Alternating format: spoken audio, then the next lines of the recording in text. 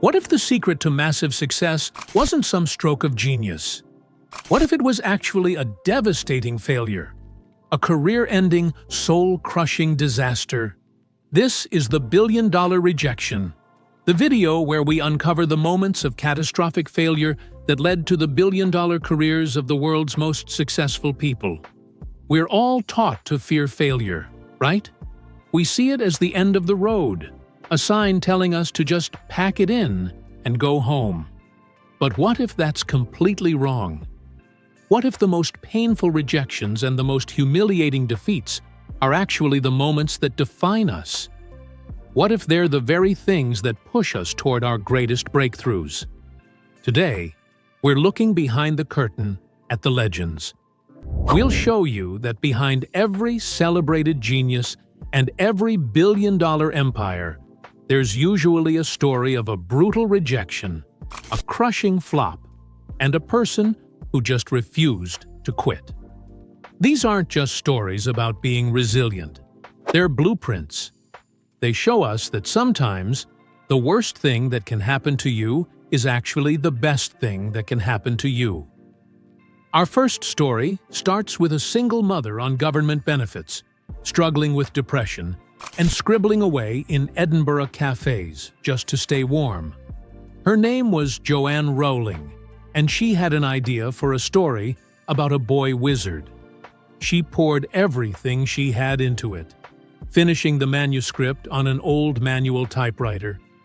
This wasn't just a story for her.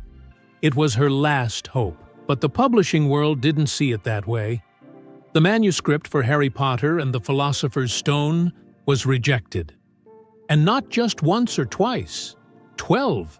It was rejected by 12 different publishers. Can you imagine the weight of that? A dozen times, industry experts looked at what would become one of the most beloved stories in history and said, "No, thanks." One agent even sent her manuscript back, but kept the folder it was in because it was too expensive to mail back. Rowling later said she pinned the rejection letters to her kitchen wall, a constant, painful reminder of her so-called failure. She described it as hitting rock bottom. But, as she said in her famous Harvard commencement speech, rock bottom became the solid foundation on which she rebuilt her life. And that foundation proved to be unshakable. Finally, a small publisher, Bloomsbury, took a chance. And only because the chairman's 8-year-old daughter read the first chapter and demanded to know what happened next. The rest, as they say, is history. Harry Potter became a global phenomenon, making J.K. Rowling a billionaire and one of the best-selling authors of all time. That storm of rejection didn't stop her. It forged her. It proved that her belief in her own story was stronger than the industry's disbelief. If you're finding this story inspiring, do us a quick favor and hit that like button and subscribe for more. It really helps us bring these incredible stories to more people just like you. Next up, we have a rejection so famous, it became a legend in the startup world. Back in 2013, a hopeful inventor named Jamie Simonoff walked onto the set of Shark Tank. He was pitching his invention, which was then called Doorbot, a Wi-Fi video doorbell that lets you see and talk to visitors from your phone. He asked for $700,000 for a 10% stake in his company, valuing it at $7 million. The Sharks were not impressed. Damon John said, "I just don't think it's for me." Robert Herjavec dismissed it. But the most brutal blow came from Mark Cuban, who declared, "I just don't see the progression. And, for that reason, I'm out." Simonoff walked away with nothing. He later admitted he was devastated and nearly broke. He felt like his business was dead in the water. But then, when the episode aired, something unexpected happened. The publicity created a huge surge in sales. Armed with this new momentum, Simonoff didn't just survive, he got to work. He rebranded Doorbot to the much catchier name we all know today, Ring. He shifted the company's entire mission from simple convenience to community safety. The product got better, sales soared, and investors who weren't on TV, like billionaire Richard Branson, started to notice. Just 5 years after being told his idea had no future, Jamie Simonoff sold Ring to Amazon for a reported $1.3 billion. And in the ultimate turnaround, Simonoff was later invited back to Shark Tank. Not as a desperate entrepreneur, but as a guest shark himself. The experts on TV saw a clunky gadget, but Simonoff saw a way to make entire neighborhoods safer. That billion-dollar rejection wasn't the end of his company. It was its real beginning. Today, she's a media mogul, a billionaire, and one of the most influential people on the planet. But back in 1977, a 23-year-old Oprah Winfrey was fired from her job as a TV news anchor in Baltimore. Her boss told her she was unfit for television news because she got too emotionally invested in her stories. She would cry when reporting sad news and connect too deeply with the people she interviewed. In the cold, objective world of 1970s news, that kind of empathy was a fireable offense. The firing was a crushing blow. Oprah said she was devastated, feeling like her dream was completely over. But the station, not wanting to pay out the rest of her contract, didn't let her go completely. Instead, they demoted her to a local morning talk show called People Are Talking. It was seen as the bottom of the barrel, a professional dead end. But something unexpected happened. Freed from the rigid rules of the news desk, Oprah could finally be herself. The very thing she was fired for, her deep empathy and emotional connection, became her superpower. She connected with her guests and the audience in a way no one had ever seen before, and the show became a runaway local hit. That demotion was what allowed her to find her true calling. She eventually moved to Chicago, took over another morning show, and transformed it into The Oprah Winfrey Show.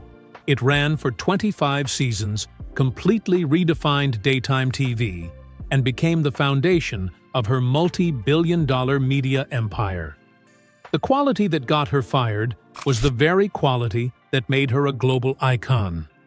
Her rejection was a redirection, pushing her off a path she wasn't meant for and onto the one that would lead her to legendary success. It's one of the most infamous stories in the history of business. In 1985, Steve Jobs, the visionary co-founder of Apple, was fired from his own company.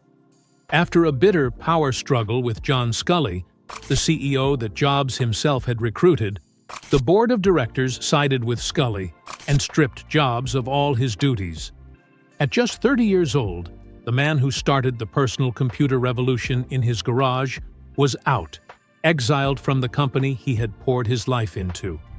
In his famous Stanford commencement address, Jobs would later say, "I was a very public failure, and I even thought about running away from the valley." He described the experience as devastating. He had lost the one thing he had spent his entire adult life building. But then, he did what all the legends in this video did. He started over, freed from Apple's corporate structure. He embraced his failure as a new beginning. He said the heaviness of being successful was replaced by the lightness of being a beginner again. In his time away from Apple, he founded 2 more companies. One was Next, a computer company whose software would eventually become the very heart of Apple's operating system. The other was a small computer graphics company he bought from George Lucas, which he built into the animation powerhouse we all know as Pixar. 12 years after being forced out, Apple was on the brink of bankruptcy. In a wild turn of events, the company bought Next and brought Steve Jobs back home. But the leader who returned was more mature and more focused. He wasn't the same man who had been fired. He used what he learned during his years of failure to orchestrate one of the greatest corporate comebacks in history. leading Apple to create the iMac, iPod, iPhone, and iPad, and turning it into the most valuable company in the world. He would later say that being fired from Apple was the best thing that could have ever happened to him. It was the painful medicine he needed to grow. Before the wild fashion, before the sold-out world tours, and before becoming a global pop icon, Stefani Germanotta was just another struggling musician in New York City. In 2006, her talent landed her a dream deal, a contract with the legendary record label Island Def Jam. She had finally made it. Her big break lasted for all of 3 months. The record executive who signed her, L.A. Reid, listened to her early demos and was unimpressed. Just as quickly as she was signed, she was dropped. The label didn't get her vision. Gaga later said she was pretty devastated. For most aspiring artists, a rejection like that from a major label would have been the end of the line. But for her, it was fuel. Instead of giving up, she dove headfirst into the New York club scene, perfecting her craft, developing her outrageous persona, and performing in burlesque shows that let her experiment freely. Being dropped from the label forced her to double down on what made her unique. She started writing songs for other artists, and eventually, her work caught the attention of the producer, Akon. He was so impressed that he signed her to his own label, a part of Interscope Records. In 2008, she released her debut album, The Fame. Led by the smash hits Just Dance and Poker Face, the album turned her into a worldwide superstar. The very theatricality and racy sound that her first label failed to understand became her global calling card. L.A. Reid would later admit that dropping her was a massive blunder that still haunts him. But maybe it was necessary. That rejection ensured that Lady Gaga wouldn't be molded into just another pop singer. It forced her to become the one-of-a-kind, boundary-pushing artist she was always meant to be. So, what do we see when we look at all these stories? We see a pattern. A novelist said that she can't write. An inventor said his idea has no future. A TV host told her she's unfit for television. A visionary was fired from his own company. An artist dropped by her dream label. In every single case, that moment of failure wasn't the end. It was a turning point. It was the critical event that forced them to dig deeper, to innovate, and to trust their own vision when the world told them they were wrong. Failure is painful, and rejection hurts. But it's also a test. It tests your belief in yourself and your ideas. The people we talked about today didn't just succeed in spite of their failures, they succeeded because of them. Their rejections weren't just bumps in the road, they were the catalysts that launched their legendary careers. So the next time you face a setback, the next time someone tells you no, remember these stories. Remember that you are in good company. And ask yourself, is this the end? Or is this my billion-dollar rejection? What's a rejection you've faced that taught you something valuable? Share your story in the comments below. Let's inspire each other. And don't forget to subscribe and hit that notification bell so you don't miss our next video. Thanks for watching.